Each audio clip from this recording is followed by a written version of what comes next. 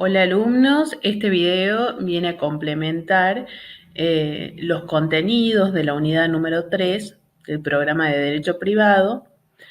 Vamos a hablar de la reproducción humana, ya sea de la reproducción humana natural y de la reproducción humana asistida. Con respecto a la fecundación podemos definirla como la unión del óvulo y del espermatozoide para que se pueda producir un embarazo. En la especie humana, la fecundación es interna, es decir, que tiene lugar dentro del interior del cuerpo de la mujer. En concreto, tiene lugar en las trompas de falopio. Esta es la denominada fecundación natural o fecundación in vivo. Entonces, todo este proceso de fecundación culmina con la formación del llamado cigoto humano. El cigoto humano es la primera célula del organismo fruto de la unión del óvulo y del espermatozoide. Este cigoto comienza a descender por las trompas de falopio hacia el útero. Durante este trayecto se va dividiendo y va a conformar lo que se denomina embrión de dos células.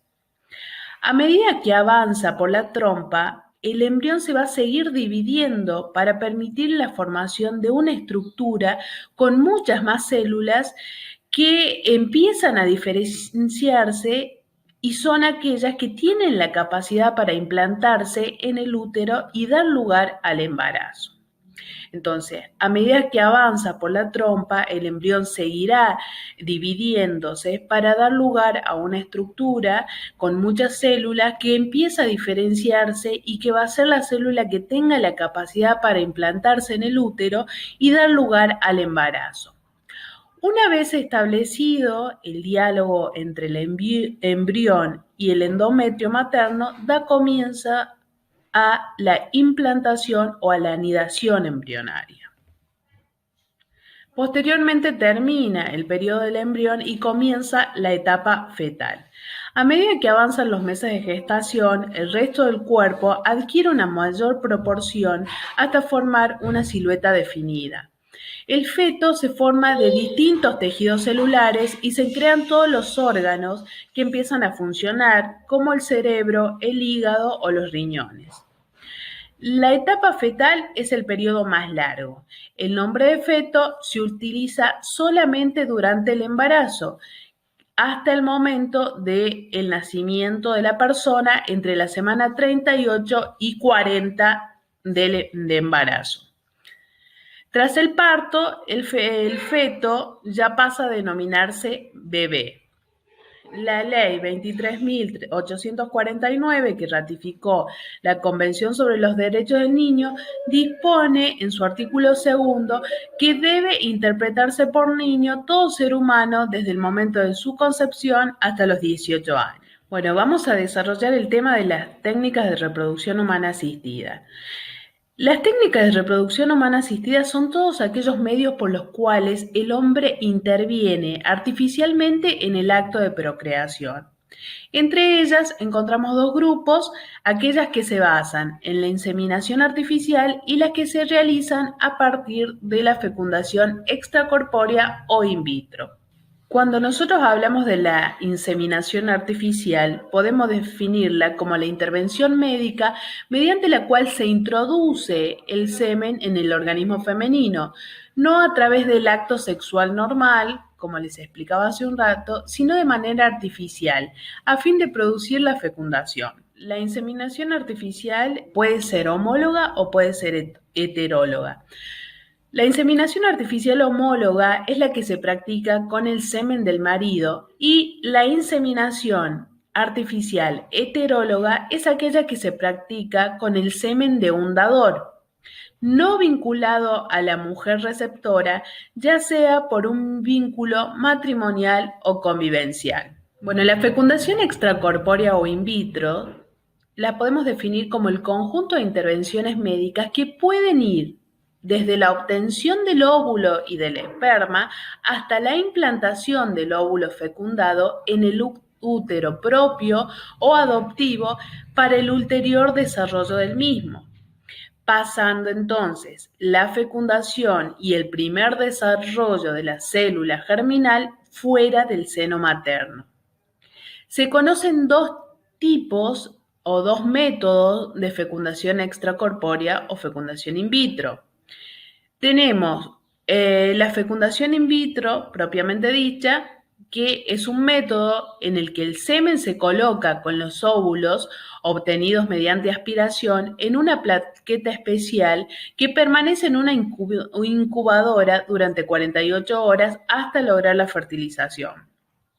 Producida esta, se transfieren algunos embriones a la madre, pudiendo congelarse los restantes. Otro método de fecundación extracorpórea es la transferencia intrafalopiana de gametos, que consiste en colocar en cada una de las trompas dos óvulos, también extraídos mediante la paroscopía, y espermatozoides para que fecunden aquellos en las propias trompas, es decir, en el ámbito en el que normalmente se produce la fecundación.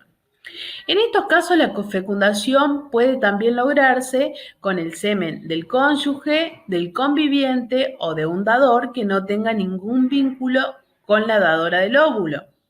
También la implementación puede hacerse en el vientre de una persona cuyo óvulo se fecunda o en el de otra mujer que sería la madre portadora.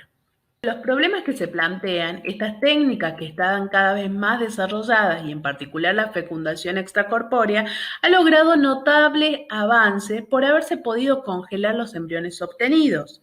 Entonces, toda esta materia genera una serie de cuestiones, como por ejemplo la naturaleza de los óvulos y los espermatozoides, que son los gametos humanos, la dación de los gametos, donde se debate o no la necesidad de preservar el anonimato en la fecundación heteróloga, la naturaleza jurídica del embrión, la congelación, manipulación y destrucción de los embriones supernumerarios, la legitimidad o no de la denominada maternidad por sustitución.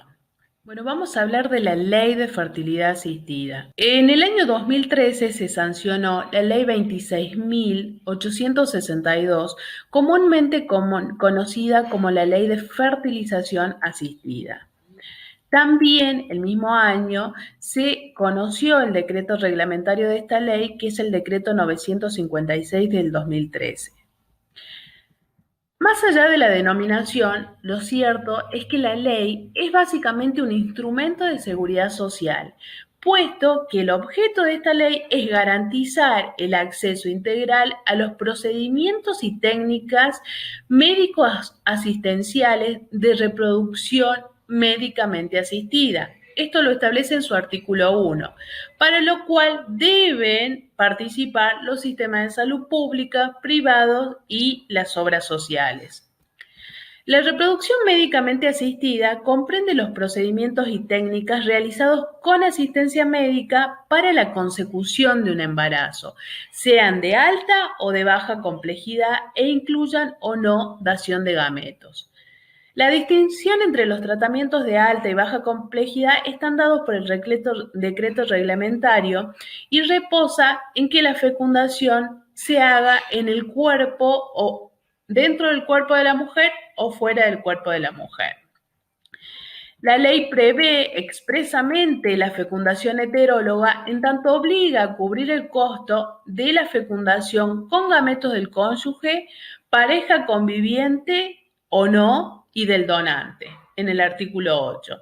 También quedan comprendidas la cobertura de los servicios de guardas de gametos o tejidos reproductivos para personas, incluso menores de 18 años, que aún no queriendo llevar adelante la inmediata consecución de un embarazo por problemas de salud o por tratamientos médicos o intervenciones quirúrgicas, puedan ver comprometida su capacidad de procrear en el futuro.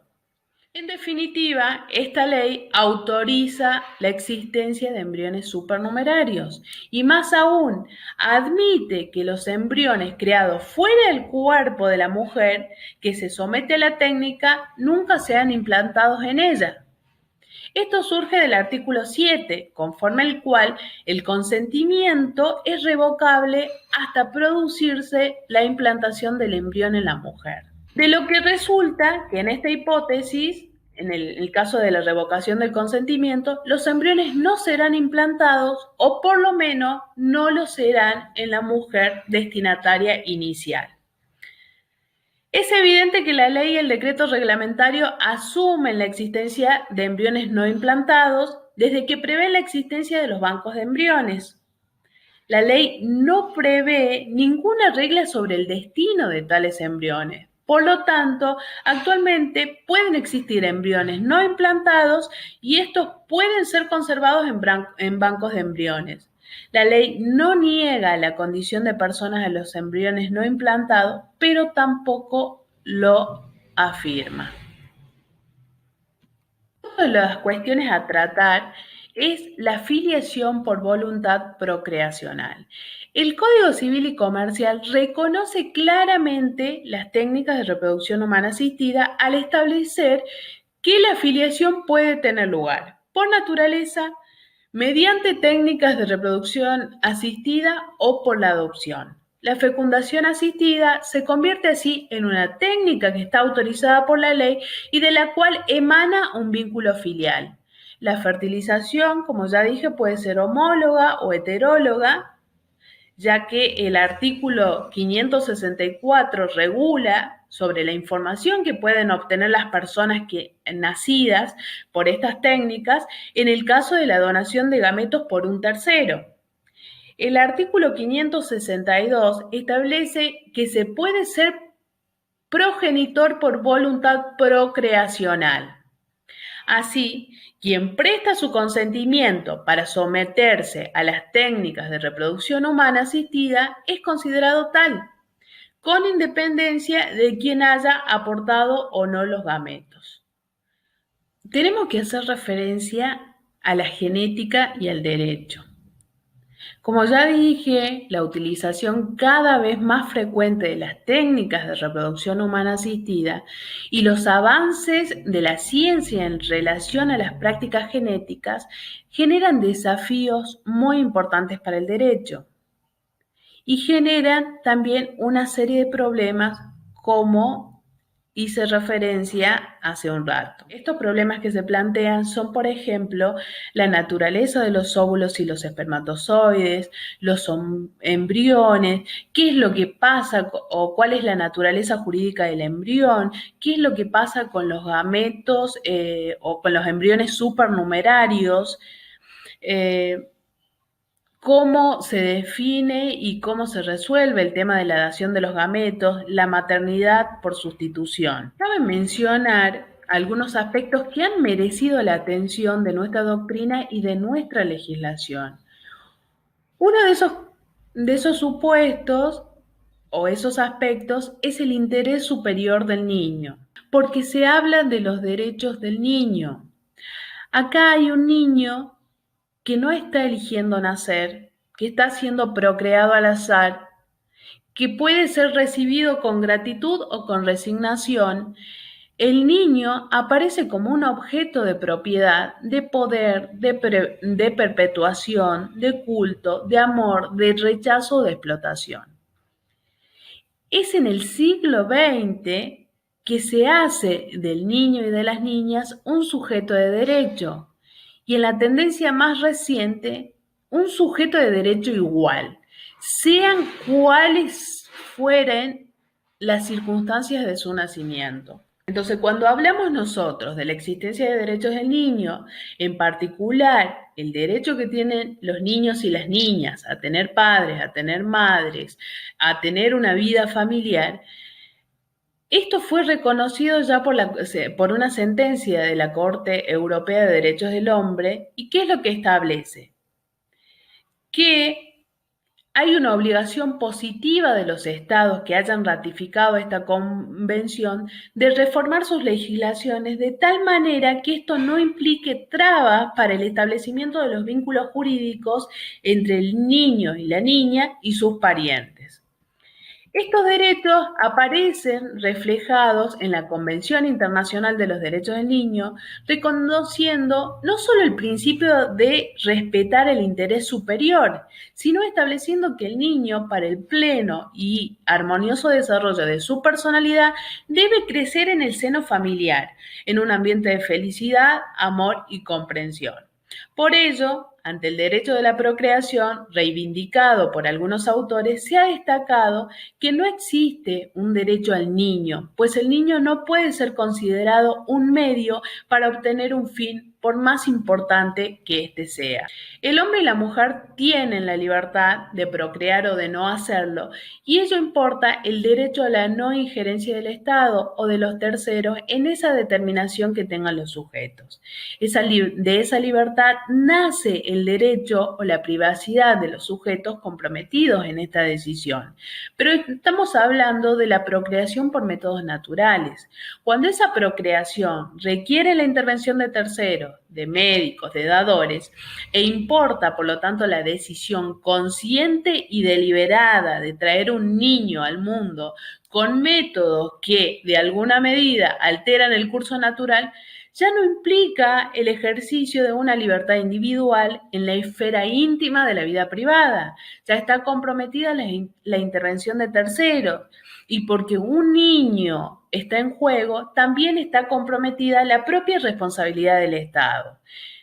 La utilización de técnicas de reproducción asistida habrá de ser convalidada por el derecho cuando la decisión de quienes pretendan utilizarla esté justificada y no cause un agravio a los derechos de los niños y las niñas que ya hemos definido antes.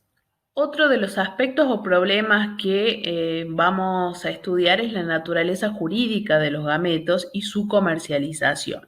¿Cuáles son los gametos? ¿De qué vamos a estudiar la naturaleza? De los óvulos y del esperma humano. Es importante conceptualizarlos para poder determinar si es lícita su venta o su comercialización. No obstante las obvias diferencias que en el plano biológico presentan, cabe señalar que los espermatozoides contenidos en el líquido espermático y los óvulos son en su materialidad elementos regenerables que tienen la característica absolutamente propia de llevar inscripto el código genético de un individuo determinado. Un sector de la doctrina considera que se trata de cosas, como por ejemplo Zanoni. Otros sostienen que las células germinales son elementos regenerables que, como cualquiera de los componentes del cuerpo humano, aún separado del mismo, son en principio cosas fuera del comercio. Aunque habría que admitir que para fines tales como la investigación o la donación fueran objeto de tráfico, pudiéndosele aplicar por analogía las normas referidas a la dación de la sangre. Pero en cuanto a los gametos humanos son considerados en cuanto a su funcionalidad, si se pretende aprovechar esta fuerza genética, ya no es posible la analogía con la sangre o los órganos que se den en trasplante. En este supuesto, la analogía debe buscarse en el ámbito de los derechos de la personalidad, porque de alguna manera rasgos físicos y psíquicos se van a transmitir mediante los genes de padres a hijos. ¿Qué es lo que nos dice Rivera? Los califica como bienes de la personalidad, que están por regla general fuera del comercio y cuya utilización no se podrá hacer dentro de los límites que impone la indisponibilidad sobre los derechos de la personalidad, el orden público, la moral y las buenas costumbres. La comercialización de los gametos está prohibido en nuestro derecho. El artículo 17 establece que los derechos sobre el cuerpo humano, sus partes, no pueden tener valor comercial, sino afectivo, terapéutico, científico, humanitario, social, y solo pueden ser disponibles por su titular siempre que se respete algunos de esos valores y según lo dispongan las leyes especiales.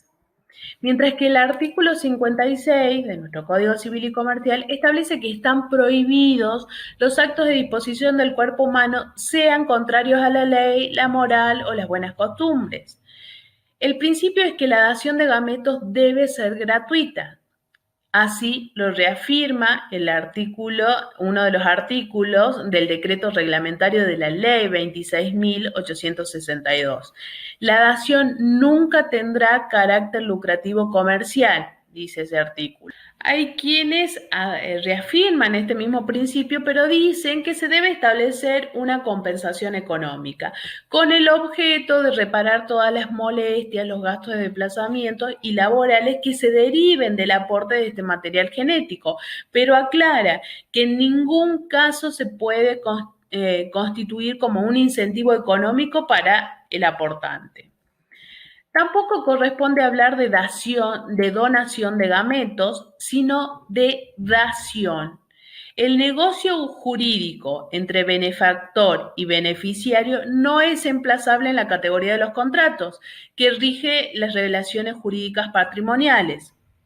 No podría ser un contrato porque el objeto, semen u óvulo, se refiere al cuerpo humano. Otro de los problemas que podemos hablar o analizar son los embriones supernumerarios.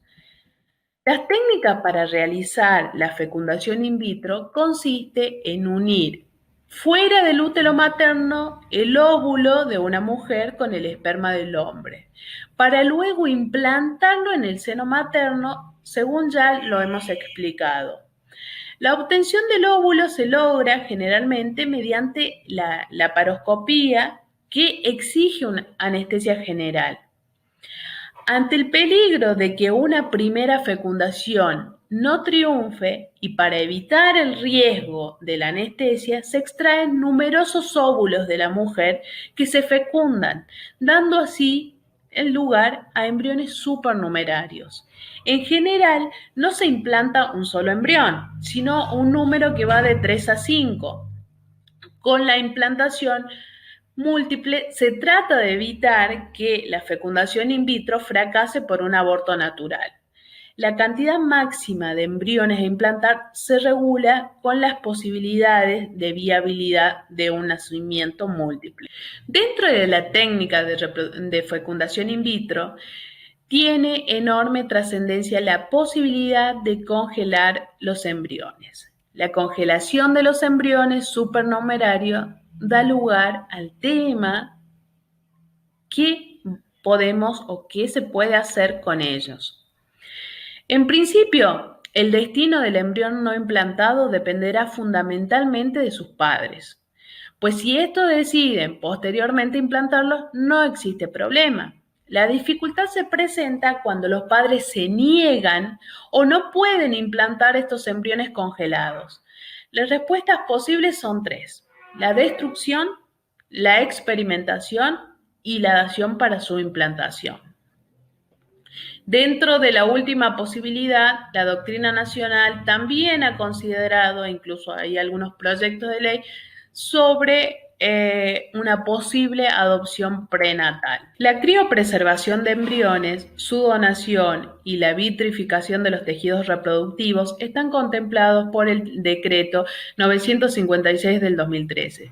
También hay un proyecto de ley sobre reproducción asistida que tiene media sanción en la Cámara de Diputados de la Nación, que permite la cesación de la criopreservación, su utilización para experimentación y una selección genética de ellos a través de un diagnóstico genético preimplantatorio o que se los clasifique como viables o inviables. La experimentación con embriones puede significar una alteración de su genética, práctica expresamente prohibida por el artículo 57 del Código Civil y Comercial, o también se puede dar una investigación sobre seres humanos. El último tema a plantear es la maternidad por sustitución. Existe maternidad por otro o maternidad por sustitución cuando una mujer acepta que se le implante el embrión de otra pareja para lograr su desarrollo y darlo a luz, con el compromiso de entregar el niño o la niña a sus padres biológicos. No hay maternidad por sustitución cuando la mujer acepta ser inseminada con el semen de un hombre que no es su esposo y procrear un hijo, el que una vez nacido es entregado al padre, renunciando la madre a los derechos maternofiliales. No va a haber maternidad por sustitución cuando la mujer acepte ser inseminada por el semen que no sea de su marido, de un hombre que no sea de su marido, y procrear un hijo, el que cuando nazca será entregado al padre, renunciando la madre a los derechos materno-filiales. ¿Por qué decimos que en este caso no hay maternidad? Por otro, porque la madre portadora coincide con la madre genética. En cambio, en el primer supuesto o en la maternidad por otro, existe una disociación voluntaria entre la madre biológica y la madre gestante, que es es lo característico en la hipótesis que estamos estudiando. La utilización de esta técnica plantea numerosos interrogantes en el derecho. La determinación de la maternidad, el derecho a interrumpir el embarazo en aquellos países en los que se permite, el derecho a la madre gestante de no entregar al niño, el derecho a repetir lo pagado cuando la madre portadora se niegue a entregar este niño, la revocabilidad del acto, la aplicabilidad o no de las presunciones de la paternidad, necesidad del consentimiento expreso del marido de la madre portadora, etcétera, etcétera. En un primer avance, en orden a la solución de los problemas que estamos planteando, tenemos que concluir que en la maternidad por sustitución existe un acto de disposición del propio cuerpo, en tanto que la madre sustituta da su útero para que en él sea implantado un embrión. Este acto no puede nunca ser calificado como contrato, por cuanto el cuerpo humano está fuera del comercio. En consecuencia, el acto extrapatrimonial que importa la dación del útero debe ser encuadrado dentro de los actos de disposición del propio cuerpo, como ya dije, en los cuales el consentimiento del sujeto priva de ilicitud al acto, siempre que con ese acto no se vulnere la ley o la moral. Algunos autores sostienen que lo inmoral sería pagar por la utilización del útero de una mujer. Otros piensan que en este tipo de actos hay una distorsión deshumanizadora de la maternidad y que por ello resulta contrario a la moral.